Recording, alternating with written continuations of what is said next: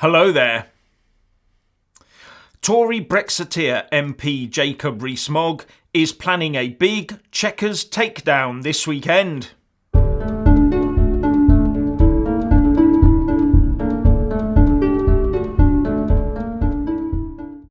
Ardent Tory Brexiteer Jacob Rees-Mogg is planning to lead his party's Eurosceptic European Research Group of about 60 fellow MPs on a Chequers Brexit proposal takedown, using a raft of reports running to 100 pages to show how a clean WTO Brexit would work.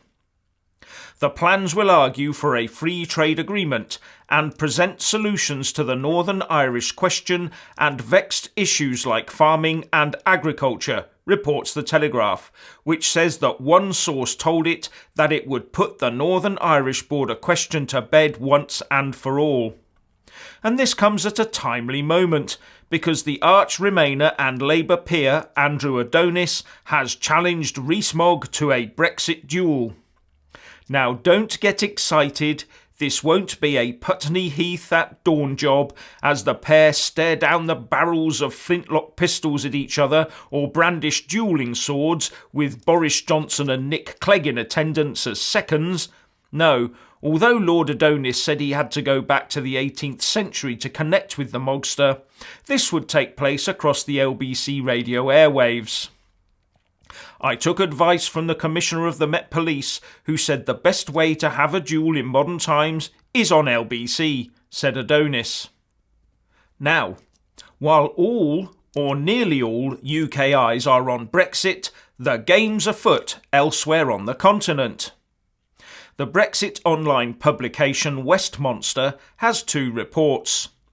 The first concerns Italian politics, where the latest poll puts the two anti-mass immigration coalition parties of M5S, better known as the Five Star Movement, and Lega, on 32% and 31% respectively.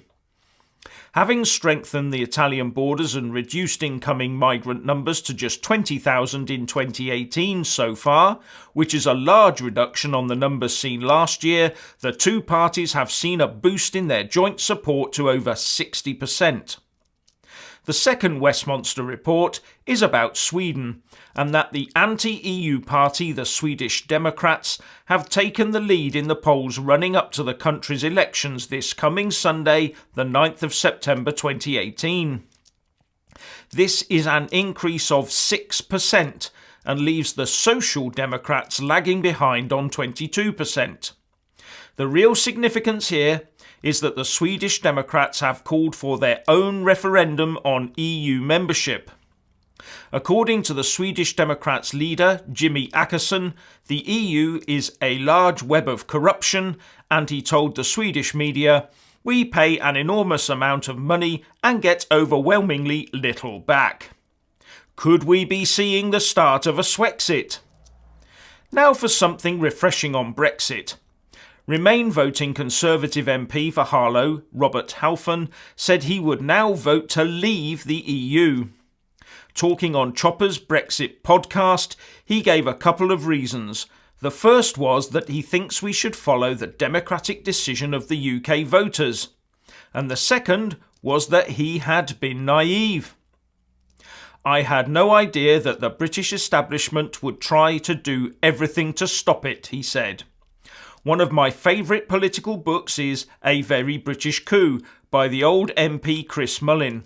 And what this is, it's not a coup against the leader, it's a coup against the people, a coup against the decision of the people. So when you see the actions of the great and the good, you see the Electoral Commission hammering some guy, who I've never met by the way, I've never spoken to this Darren Grimes, some student. When you see the House of Lords unelected doing everything possible to try and block the decision the people made in my constituency of Harlow and in the country, I was naive because I never imagined that would happen. And it made me kind of realise that actually, perhaps some of these leavers were right, in that it is time to go, because the way these people have behaved is, in my view, quite anti-democratic. Finally, the BBC Europe editor Katja Adler says that the EU is banking on a last-minute Brexit deal after what is dubbed as the final push this autumn.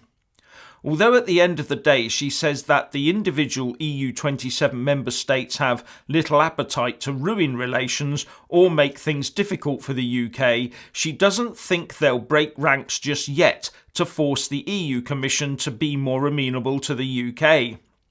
However, she did say that, "Let me first tell you that there is a slow but spreading sense of panic EU-wide across business and industry. A no-deal scenario would be costly for Europe as well as for the UK. But with talk that the EU has already rejected large swathes of the Chequers deal anyway, you can see us getting to Brexit Day with no deal and both sides being quickly forced into making a WTO Brexit work." So, what do you think? Please let us all know by leaving a comment below. Thank you for watching.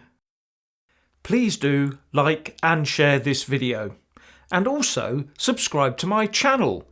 And when subscribing, please do remember to press on the little bell next to the subscribe button. That way you'll get an alert every single time I put up a new video. Thank you very much for watching.